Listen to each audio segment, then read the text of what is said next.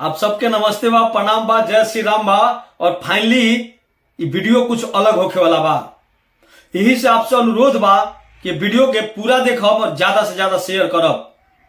ना तो भोजपुरी के एक ऐसा सितारा जो भोजपुरी के राजनीति में और जातिवाद के अंधकार में डूबल जाता।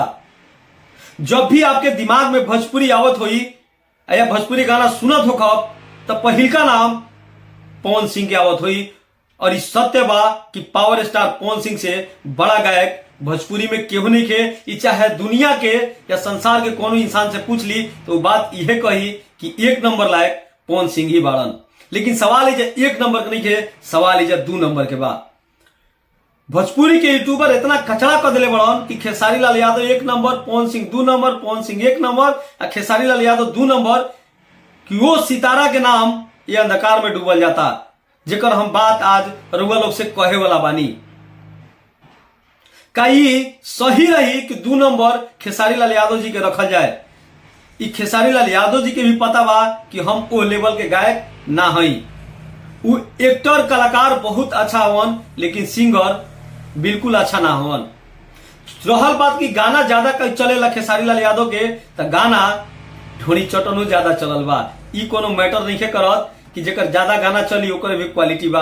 गाना बजवावे खातिर बहुत कुछ चाहिए जो कि खेसारी लाल यादव में बा।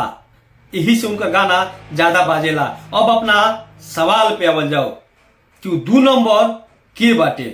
अगर वो बड़का बिहरिया से पूछब कि ते ही बता दे कि 2 नंबर लायक के बा, तो हमारा तरफ से नाम हुई रितेश पांडे। हम वही रितेश पांडे के बात करतनी जब उनका गाना आई रहे बुलेरो के चाबी से। आप सब सुन ले हो और सबके आकर्षण अपना और कल रहन। और कहल जाए कि दूसर का पवन सिंह भोजपुरी में आगे बढ़े वही रितेश पांडे के। लेकिन आज का भइल कि रितेश पांडे के कोनो गाना नहीं चलत।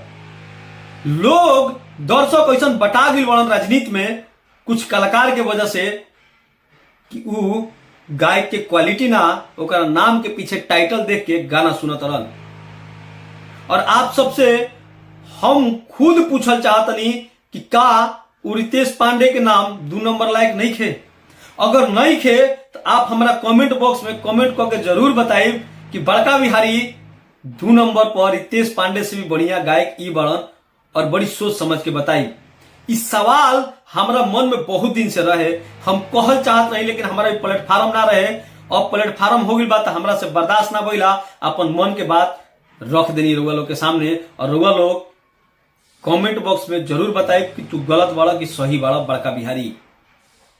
और एक और सवाल बा जौन अगर आप एक जवाब देव जा तो एक और सवाल बा जौन आप सब खातिर बा, भोजपुरी खातिर बा, बिहार खातिर बा। उस सवाल भी हम अगला वीडियो में रखब। आप लोग वीडियो ज्यादा से ज्यादा शेयर करी।